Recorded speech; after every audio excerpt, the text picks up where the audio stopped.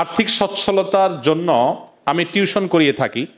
আমি যুবক হয়ে কোনো যুবতী মেয়েকে টিউশনি পড়াতে পারবো কিনা? বিশেষ দ্রষ্টব্য, আমার কাছে ছেলে স্টুডেন্টের চেয়ে মেয়ে স্টুডেন্টের টিউশনের অফার বেশি আছে।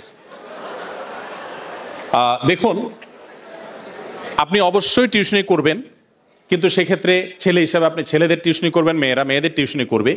আর মেয়ে যদি খুব ছোট হয় সেটাও আপনি করতে পারেন। আর যদি বড় হয়, পর্দার আড়াল থেকে মেয়ে স্টুডেন্ট থাকলো, সামনে তার ভাই বা অন্য ছেলে স্টুডেন্ট থাকলো, পড়াতে পারেন। কেন ইসলামী বাইন্ডিংসগুলোর কথা বলে?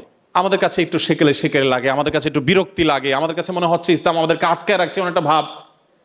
যারা খুব বেশি খোলামেলা হয়েছেন, যারা খুব বেশি উদার হতে গিয়েছেন, তাদের সমাজের বাস্তবতা আপনি একটু জানার চেষ্টা করেন, তারা কেমন আছে।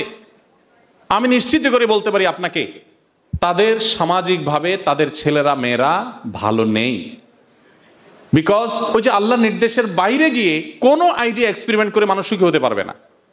ভারতের কোন একটা রাজ্যে যখন পাশবিক নির্যাতন, ধর্ষণের হার অনেক বেড়ে যাচ্ছে, কোনোভাবে নিয়ন্ত্রণ করতে পারছে না, তখন তারা সেই রাজ্যের সরকার ড্রেস কোড মেয়েদের জন্য দিয়ে দিয়েছে যে এই ড্রেস পড়তে পারবে, এটা পারবে না।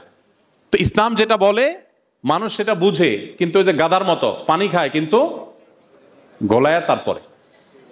অতএব এই জায়গাটাতে কোন একজন মনীষী, কোন একজন বিজ্ঞানী বলেছেন না যে একজন ছেলে একজন মেয়ে, একজন পুরুষ একজন নারী যদি তারা গায়রে মাহরাম হন, একান্ত নিজের ব্লাড, নিজের মা বোন, ঘরের মেয়েরা না হন, অর্থাৎ যাদের সম্পর্কে রক্ত সম্পর্ক আছে, এরকম মেয়েরা যদি না হন, তাহলে সেক্ষেত্রে একজন ছেলে একজন মেয়ে কখনো তথাকথিত ভালো বন্ধু হওয়ার কোনো স্কোপ নাই। এটা একটা প্রতারণা, এটা স্রেফ একটা প্রতারণা। যদি বলেন যে না, এখন আমার মনে কোনো খারাপ চিন্তা নাই, আমরা ভালো বন্ধু, তো চিন্তা আসবে। এখন নাই, ডেফিনেটলি যদি না আসে তাহলে ডাক্তার দেখাইতে হবে। না আসার মানে হলো আপনি অসুস্থ। আল্লাহ সৃষ্টি করেছেন এভাবে, আপনার ভিতরে আকর্ষণ হবে। আকর্ষণ হয় না, তাহলে আপনি দ্রুত ডাক্তার দেখান। তো এই জন্য আল্লাহর এই বিধানটাকে মেনে চলতে হবে ইনশাআল্লাহ।